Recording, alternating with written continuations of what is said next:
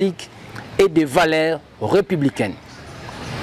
Le port de cette tenue constitue ainsi un engagement solennel à servir avec honneur et respect les forces armées de la République démocratique du Congo engagées dans les opérations en Ituri réaffirment leur détermination à assurer la sécurité de personnes et de leurs biens, ainsi qu'à défendre la souveraineté et l'unité nationale jusqu'au sacrifice suprême. Honorable Gilles Kassaré-Kawai, bonjour. Bonjour, merci. Vous séjournez en ville de Butembo. Nous avons une question sur rapport avec une nouvelle tenue qui a été dotée aux forces armées de la République démocratique du Congo. Vous, comme ressortissant de hautes études stratégiques militaires, comment analysez-vous ce fait?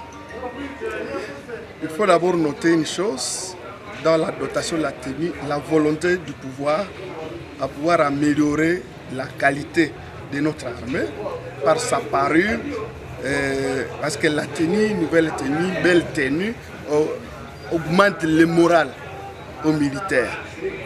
Comme vous le savez, ça faisait quelques années, nos forces armées n'avaient qu'une seule tenue, parfois déchiquetée, tout ça. Donc ça ne permettait pas d'avoir une armée respectable.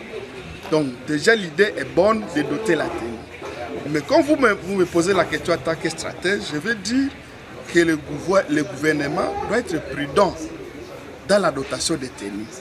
Parce que ce qu'on note aujourd'hui, dans cette volonté de doter, mais on note plusieurs tenues qui ont des couleurs différentes.